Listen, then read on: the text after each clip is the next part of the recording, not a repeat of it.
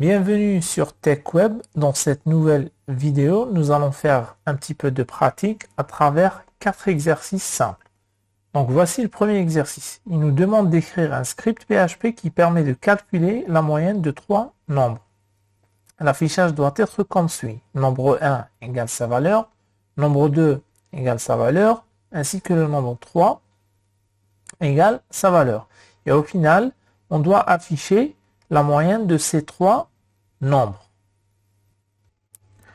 Donc, au niveau de mon éditeur VS Code, j'ai déjà créé le fichier qui représentera la solution de cet exercice. Pour l'instant, j'ai rien mis à l'intérieur du script, seulement un petit écho, plutôt 2. Donc, un au début pour afficher ou faire sortir un titre de type H1 avec l'énoncé ou bien le texte exercice 1. Et un deuxième écho qui va me permettre de produire ou d'injecter un lien hypertexte qui me permettra de retourner vers ma page là où j'ai décrit les 4 exercices. Donc l'exercice nous demande de calculer la moyenne de 3 nombres. Donc il faudra déjà définir ces 3 nombres. Donc par exemple, j'ai la variable nombre 1. Donc je vais lui afficher par exemple 10,5. Ensuite, $nombre 2 par exemple, une deuxième valeur 6.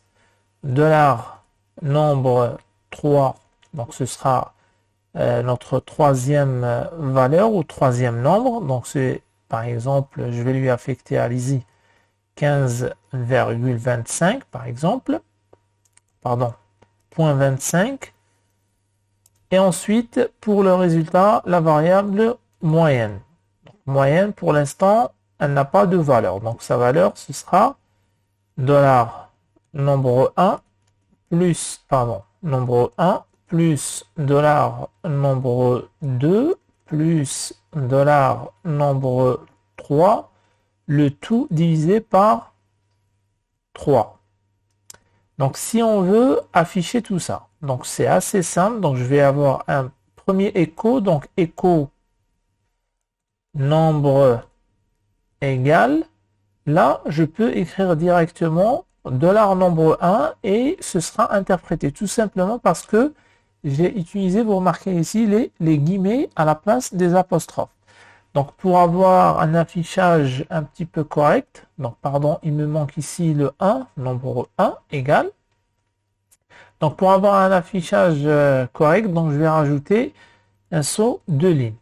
Donc la balise BR. Donc je vais refaire la même chose pour le nombre 2 et 3. Donc là, j'aurai le nombre 2, là, le nombre 3. Donc, je modifie ici le texte aussi, donc nombre 2, nombre 3.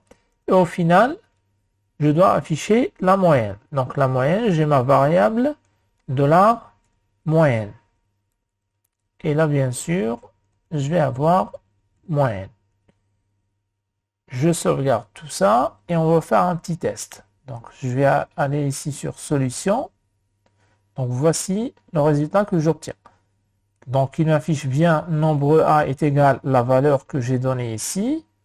Ensuite, nombre 2 égale à 6. C'est la valeur qu'on a affectée à notre variable nombre 2. Et pour le nombre 3, 15,25. Maintenant, pour la moyenne, vous remarquez que c'est 10,5833 et ainsi de suite. Si vous voulez, par exemple, avoir un affichage formaté. Donc, c'est assez simple. Il me suffit, par exemple, à ce niveau-là, d'utiliser une autre fonction qui me permet d'arrondir un petit peu les variables de type number. Par exemple, number underscore format. Donc là, VS Code, il me donne un petit peu la structure de cette fonction. Il me dit que le premier paramètre, il doit être un number. Oui, number de type float, par exemple. Ensuite, il faut que ce soit un int. Donc, il représente le nombre de caractères ou de décimales après la virgule. Et le troisième paramètre, il représente le symbole qui va séparer les décimales, la partie décimale. Donc, ok. Donc ici, nous, premier argument, ce sera $moyenne. Virgule, je veux seulement 2 décimales. Et le caractère qui sépare les décimales, par exemple, je ne veux pas que ce soit un point, je veux que ce soit une virgule, par exemple. Hein. Et nous allons faire un petit test de tout ça. Donc, je m'assure que je n'ai pas d'erreur. Donc, j'ai un écho ici. Donc, j'ai la possibilité de mettre des virgules.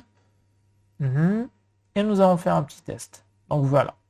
Donc, vous remarquez ici, il a effectué un petit arrondi. Il a pris uniquement les deux décimales là. Et le caractère qui sépare la partie décimale du reste, c'est une virgule. Si j'avais mis ici un point, par exemple, donc on aura ici un point. Voilà. Donc ça, c'était pour l'exercice 1. Maintenant, pour l'exercice 2, il nous demande de corriger le script qui est donné ici. Donc la première des choses à faire, nous allons essayer de l'exécuter pour voir quelles sont les erreurs. Donc je vais appuyer moi directement sur le lien, il va m'envoyer directement sur solution2.php où j'ai mis le script qui a été donné pour l'exercice 2. Donc regardez déjà, première erreur, il me dit la ligne 9, il a trouvé quelque chose d'inattendu, c'est l'étoile. Donc si on vient ici par exemple sur la ligne 9, donc on voit qu'effectivement la ligne commence par l'étoile et ce n'est pas du tout normal d'avoir ça à ce niveau-là. On constate que cette ligne se termine par étoile slash et il y a un texte qui mentionne ceci est un commentaire. Donc forcément ici, on doit inverser, avoir le slash étoile, plutôt le anti-slash étoile. Donc ça c'est pour cette première erreur. Donc je sauvegarde, je vais rafraîchir et apparemment il y a une autre erreur. Donc il y a un avertissement plutôt qu'une erreur, c'est undefined variable résultat. Donc c'est la ligne numéro 15. Si on revient à la ligne numéro 15, donc qu'est-ce qu'on retrouve? On trouve la structure echo avec un message chaîne de caractères qui sera affiché, ainsi que $résultat. Donc ça c'est une variable qui n'est pas définie apparemment parce que PHP nous dit qu'elle est undefined. Tout simplement pourquoi? Parce que ici nous allons utiliser un R minuscule alors que la variable qui est déjà définie ou plutôt prédéfinie c'est $résultat. Donc la correction ici consiste à remplacer le R minuscule par le R majuscule. Ça c'est pour attirer votre attention sur le fait que en PHP les noms de variables sont sensibles à la casse. C'est-à-dire si vous avez un nom de variable qui commence par une majuscule, contient une lettre majuscule et un autre nom de variable qui contient les mêmes caractères sauf qu'ils sont en majuscule par exemple, bien inversement. Donc ces deux noms-là ne sont pas du tout identiques pour PHP. Donc si on recharge maintenant la page, donc il n'y a pas d'erreur, sauf qu'il y a une ambiguïté ici par exemple au niveau de cette première chaîne de caractères qui s'affiche. La valeur de A est égale à 10, virgule, la valeur de B est égale $A. Donc ça c'est une erreur qui n'est pas du tout détectée par PHP parce qu'en fait c'est une erreur plutôt sémantique, elle n'est pas du tout syntaxique. Donc ici par exemple au lieu d'avoir B égale $A, il fallait mettre B égale $B et on va voir ce que ça va donner.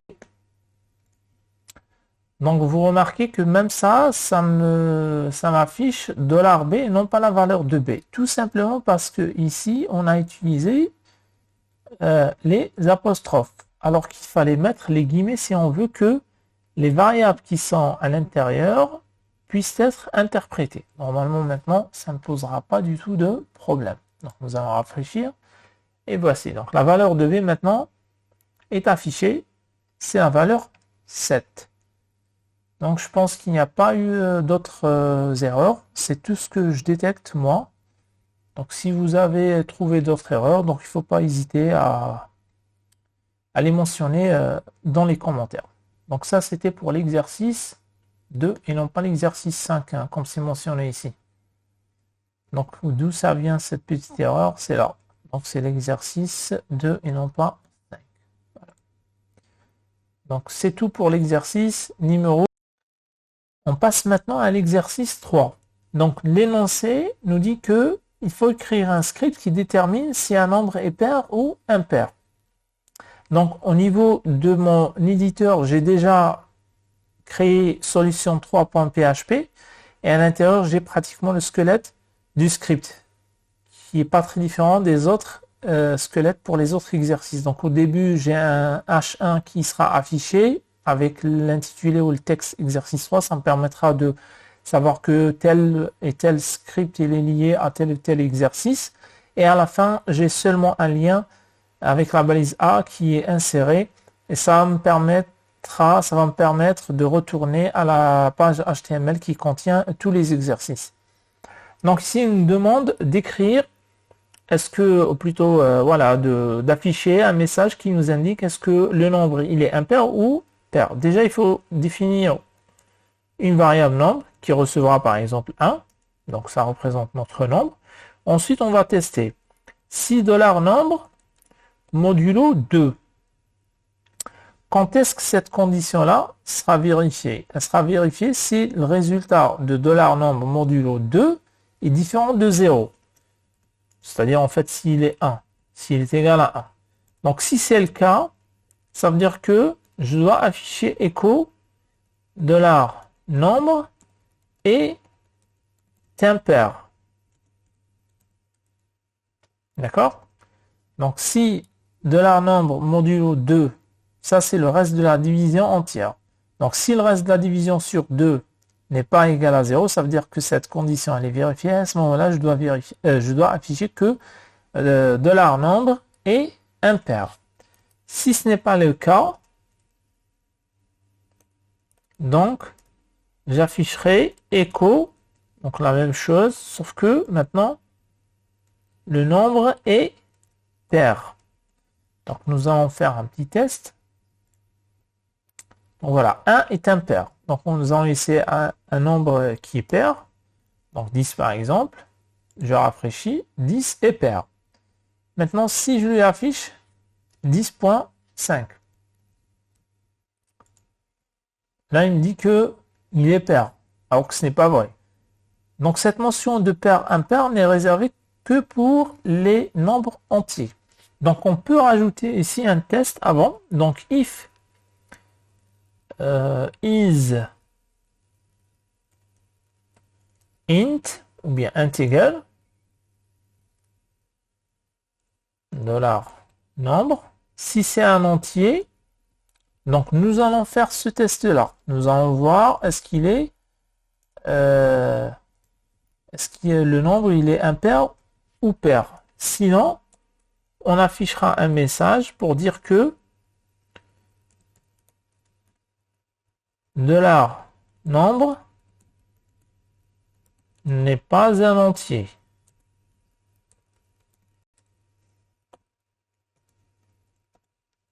Donc nous allons tester de nouveau. Et là, il nous dit que 0,5 n'est pas un entier. Donc si je donne de nouveau ici 5 par exemple. Donc voilà, il nous affiche que 5 est un impair. Si je donne 15 aussi, donc il affichera la même chose, 15 est impair. Si je redonne par exemple 1,5, normalement il va m'informer que 1,5 n'est pas un entier. Voilà. Donc ça c'est une simple solution de l'exercice 3. Si vous avez des solutions différentes, donc il ne faut pas hésiter à les partager dans la partie commentaires. Maintenant, on passe à l'exercice 4. Écrire un script qui détermine la mention à attribuer pour un bachelier en fonction de sa moyenne. Le barème des mentions est le suivant. Pas de mention si la moyenne est entre 10 et 12 sur 20. Une mention assez bien si la moyenne est entre 12 et 14. Bien si la moyenne est entre 14 et 16.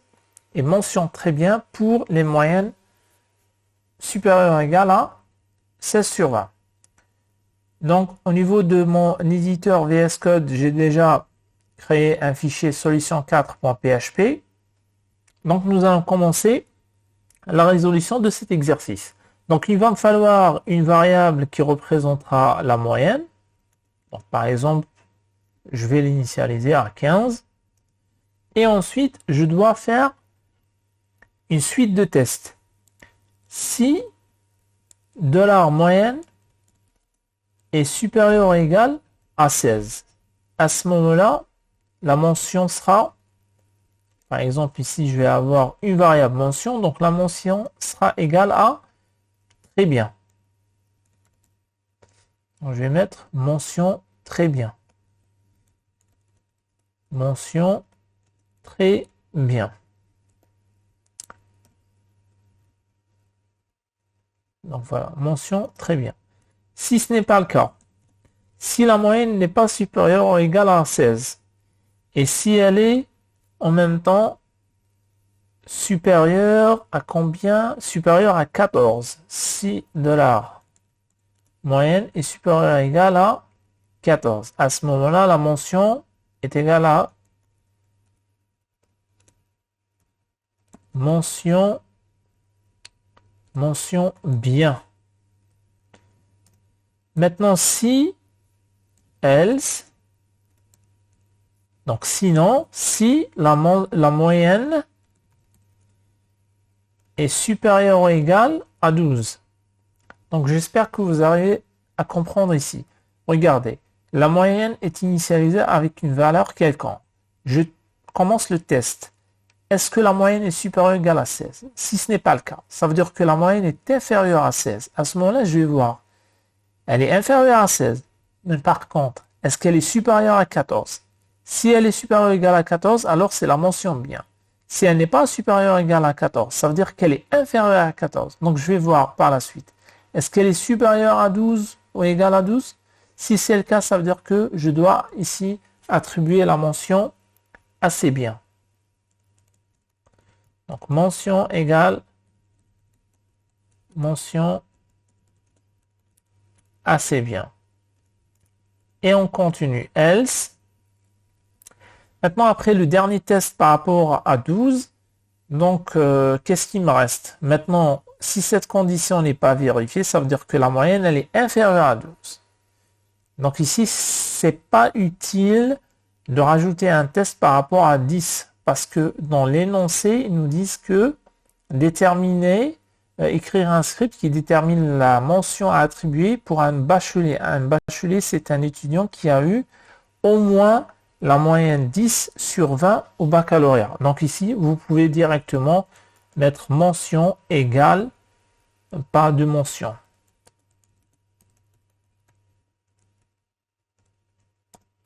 Et à la fin, bien sûr, on utilise la structure echo pour afficher tout ça. Par exemple, moyenne égale $moyenne, virgule, et la mention qu'il a obtenue.